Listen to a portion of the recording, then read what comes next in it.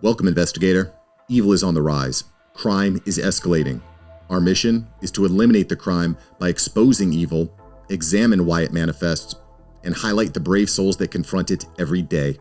Join us as we work together to bring justice to every victim. Welcome to All Things Crime. Here's your host, Jared Bradley. Hey everybody, it's Jared. Welcome to another episode of All Things Crime. Man, can't tell you how much we appreciate all of you that are watching on YouTube or Rumble or listening to us on a podcast, whatever platform you prefer. We appreciate you. Hope that you've subscribed, and please share this message because we've got a fantastic guest today. His name's Brad Schleppi, and I pronounced that right? Brad? Yes, sir. Brad Schleppi. Yeah. Okay, man. I was shooting from the hip on that one, but Brad Schleppi, awesome guy, and he works for a company called Season of Justice, and we're going to get into the details of that. But Season of Justice is one of those that it's kind of on the outside, helping fund the inside, and it's so critical. It's like 501c3 companies. The latest interviews with Paul Hutchinson from Sound of Freedom. He has these different organizations that he belongs to, and he's out helping catch bad guys and child traffickers. Well, Brad is kind of Brad's not going undercover, but he's one of the faces of Season of Justice, and overall great guy. And he's from Indiana, so what can go wrong, right? Absolutely. Yeah. You're a Hoosier guy, right? I am a born Hoosier and a graduate as well. So. Oh man, there you go. Yep. Just full on there. Yeah. Full throttle. Yep. Right on. Well, listen, Brad, welcome to the show, and thank you. Appreciate you coming on. So first of all, give us a little background on you and how you came to be with Season of Justice, and then definitely go into kind of what Season of Justice is, what their goal is. I mean, you can go to their website, and man, I thought I saw something that was just awesome, that you guys have funded over $1 million worth of testing and different, funding for, whatever the police agency needs. So yeah, rock on with us that. Yeah. Excellent. No, Jared, I appreciate it. Appreciate the opportunity to be here. Obviously, Brad Schleppi, I'm with Season of Justice. I'm the executive director here. I've been with Season of Justice for just a little less than a year now. I come to this position with Season of Justice with more than 22 years of nonprofit management experience under my belt, with a degree in criminal justice and sociology from Indiana University that we just talked about, as well as extensive studies in and at the Lilly School of Philanthropy here in Indianapolis. Season of Justice, Jared, as you know, but for your listeners, was founded just a little more than 3 years ago with the specific intent to help bridge the funding gap faced by so many law enforcement agencies that are out there, investigative agencies that are out there, to help them access cutting edge forensic science. One of the things that a lot of us know and that Season of Justice is here to do is to really come alongside those investigative agencies and work with them specifically to help them not only access, but ensure that they are, pairing good forensic science, cutting edge forensic science, with the needs that they have when investigating and continuing to investigate cold cases. So many of our cases are 25, 35, 50 years old, and the technology that was available in 1971 is a lot different than the technology that's available in 2022. And because of a lot of really good efforts by investigators and crime scene technicians, there's evidence that's been stored away for a very, very long time that can now be taken out of cold storage, for a lack of a better term, and tested. And Season of Justice is not only helping to fund that, but we're, seeing the results of that cutting edge forensic science in the number of solves that we see all across the country. We fund investigative agencies, coast to coast in all 50 states. We've even focused some funding up in Canada as well to help them with some stuff. And so, like I said, we've been around as a 501c3 organization for a little more than 3 years. We are honored to have grant funded more than $1 million to more than 150 cases to date. And our intention, our expectation, the expectation of our funders is that we continue to grow those numbers. Oh, that's just amazing. Mm-hmm. And I'll tell you, folks, right off the top, if you want to help, and I know there's so many of us out there that when we hear about these different cases, especially the cold cases, kids being murdered, whatever, and then there's a specific case that I know Brad is going to be talking to us about. But when we hear these stories, number one, we're all horrified about it. And number two, I think the first thing is what can we do to help? And I'll tell you right now, one of the best ways you can help is go to Season of Justice, their website. Is it seasonofjustice.org? It is. Seasonofjustice.org. Yeah. Absolutely. Seasonofjustice.org. Go there, contribute, do what you can, spread the message, share this podcast. And I think the more this word gets out, and when they hear about the fantastic work that you guys are doing, helping especially the agencies that can't afford it, right. Say you're out in the woods somewhere, I shouldn't say the woods, but even the suburbs, a lot of the smaller jurisdictions that are in the suburbs of big cities may not have the type of funding that the bigger cities do, but you still have a lot of that bleed over. This is one of the problems that's really starting to happen a lot in the United States. You'll take a big city. Indianapolis is a good example. And then you have all of these smaller counties and cities that are maybe, 30, 40, 50, 60 miles out.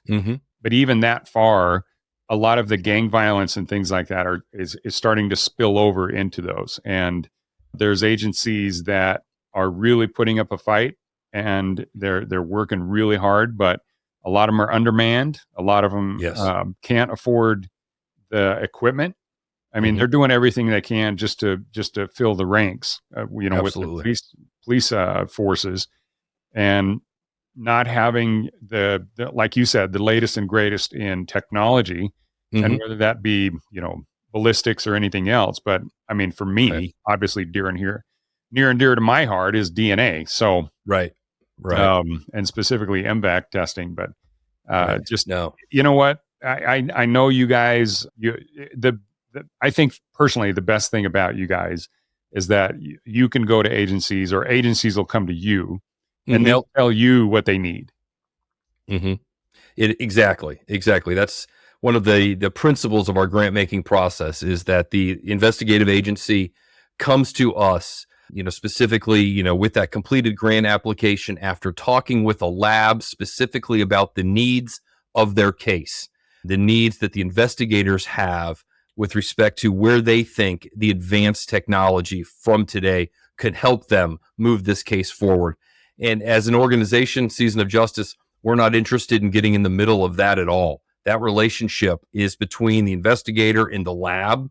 Season of Justice is really here to be that financial bridge, between access to that cutting edge, technology, and, if I may, underfunded, law enforcement. We know that they're not overfunded by any stretch of the imagination. And we know that cold case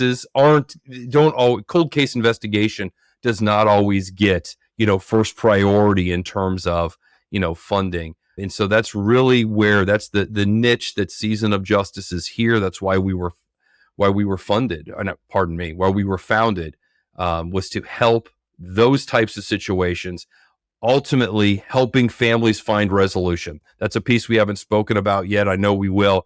But yes, we support law enforcement. We help fund law enforcement, but ultimately we're looking to find resolution for families. We know that we can't always bring closure through solves or through DNA science, but we can help find resolution. And there are way too many families out there that just don't have any answers. And we're looking, and our donors help us provide that resolution every day. Oh, I spot on.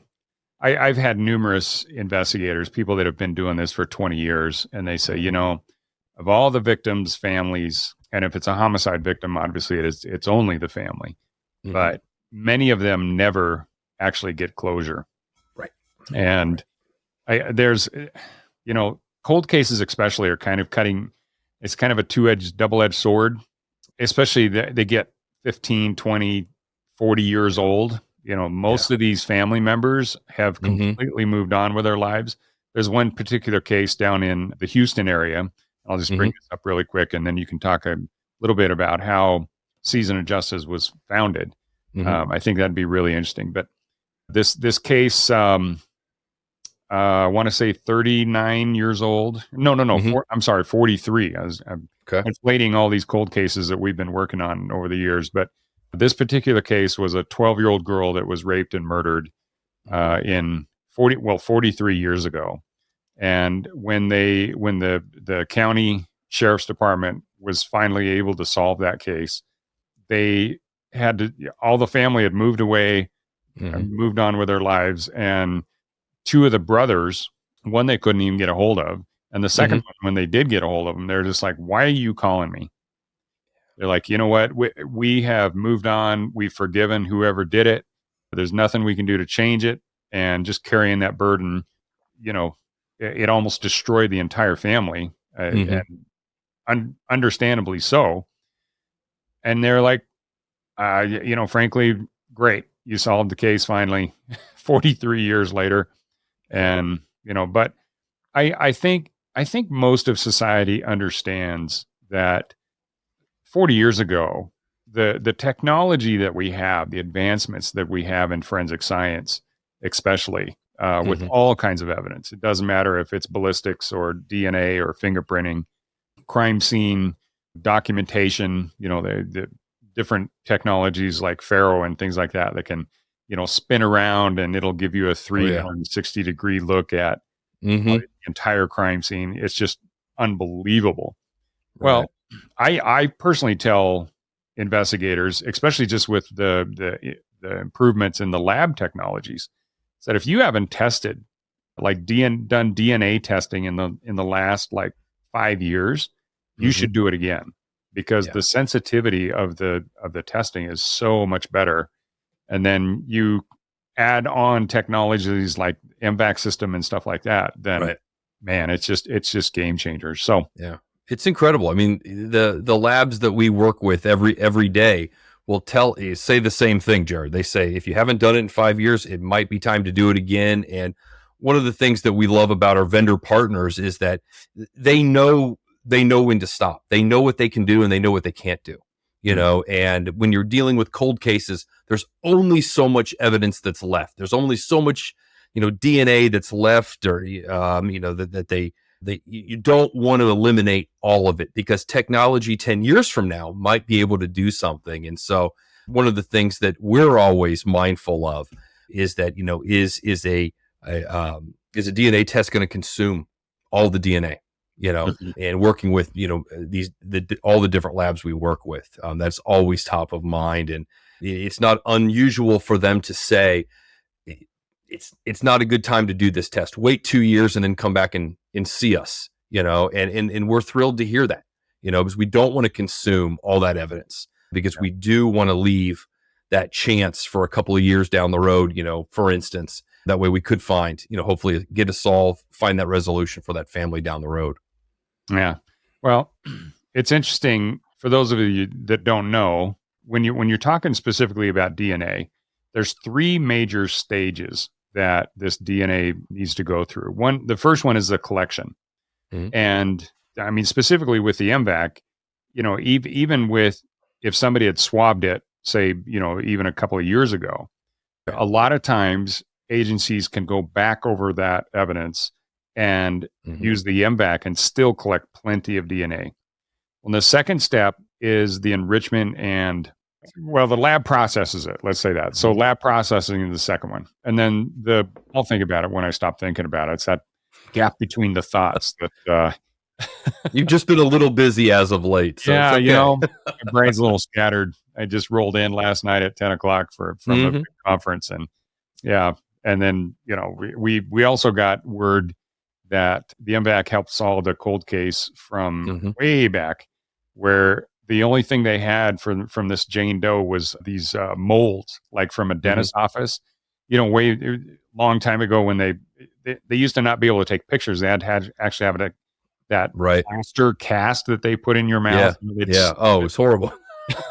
It's like they would stuff that huge, almost like a mouth guard, that you would see, and it wasn't formed to your teeth and your mouth, and so it always cut your gums and everything. But it was stacked full of that nasty plaster stuff, and they stick it in there, and then you had to bite down and hold it in there for what seemed like 3 hours and forever. And it'd like trying to get it off, and it'd stick to your teeth. Anyway, had one of those, and they used the MVAC on it, and they got this lady's DNA from that to help identify her. But that's the only thing they had. Is little sidetrack there, but crazy what they can do with DNA nowadays. But it's pretty incredible, and it's growing. It's changing every day. I mean, you've been around it a lot longer than I have, but I'm drinking from a fire hose, and I know there's times when you probably feel the same way as the technology is advancing so much. I mean, you mentioned MVAC a couple seconds ago. I mean, our number 4 for Season of Justice, our 4th solve, Rita Coran out of Burlington, Vermont, was an MVAC case. We specifically funded MVAC for the police department, and they used the MVAC on a house coat and compared that to DNA that they had from a cigarette butt that was near the victim. And that's how they made the comparison to make the arrest and the confirmation and all that stuff. So, and that was from 1971, so. Yeah, that's a really cool case. And I actually saw the press conference that the Burlington PD did on that one. And it's, I love reporters. These guys, they, there's nobody that can screw up a story worse than a reporter. And for example, no, I mean, it's cool that they can get DNA off a cigarette butt. And it's also cool that so many bad guys smoke, because they're always leaving their DNA everywhere. It makes, it makes it easy. The ones that really don't get it, I've read of, like, burglars. They'll break into a house, and after looting the house of whatever they were going to get, they'd open up the refrigerator and take a Coke and a piece of pizza out, and drink part of the Coke, and and then take a couple bites of pizza, and then just leave it on the counter. And the police come in. Like, hey, our job's done. It's right there. Look at this genius left us, man. Thanks for joining us. Your attention today brings us one step closer to exposing and eliminating the evil that brings crime to our communities. Hit subscribe and share this episode. Together, we will bring justice to every victim.